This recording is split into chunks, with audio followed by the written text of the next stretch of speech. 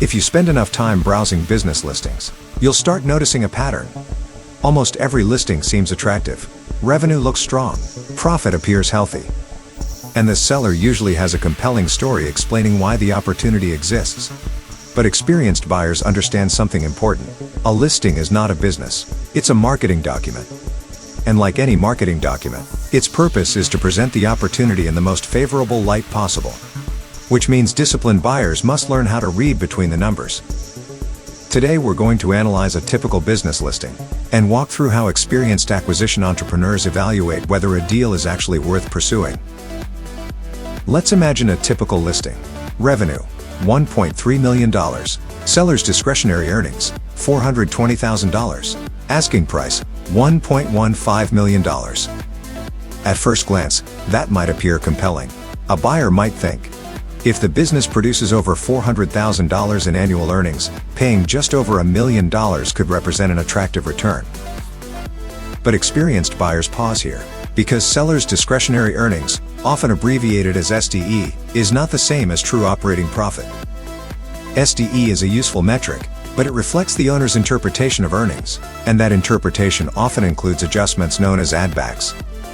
Add-backs are expenses the seller believes a new owner would not incur.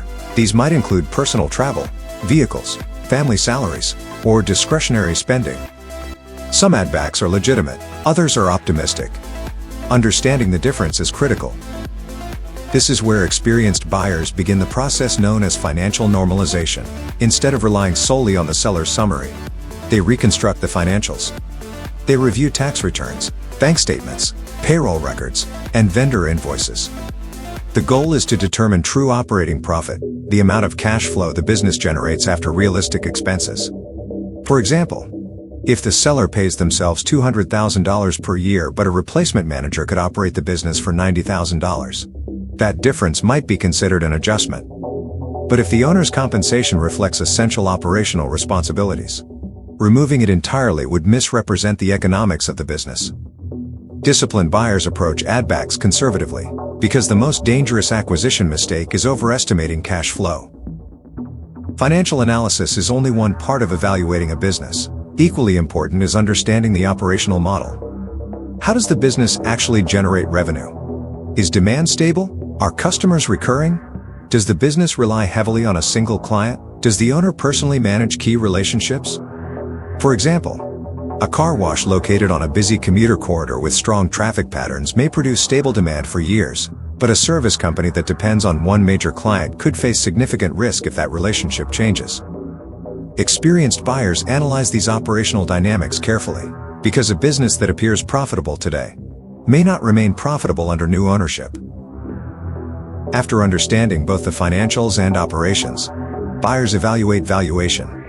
Small businesses are typically valued using earnings multiples, but the multiple itself reflects risk. Stable businesses with predictable revenue often command higher multiples.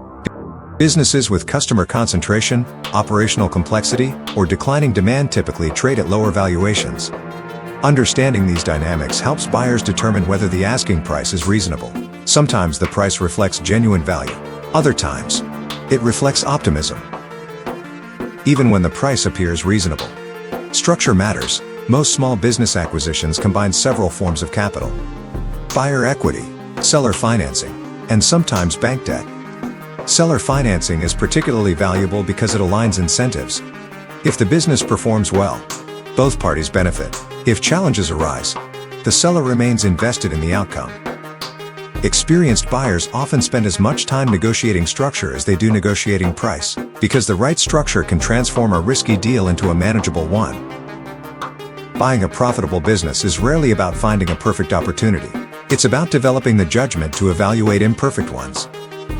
Understanding the financials, evaluating operational risk, and structuring transactions that allow the business to continue thriving under new ownership. Disciplined buyers don't rely on hope, they rely on process.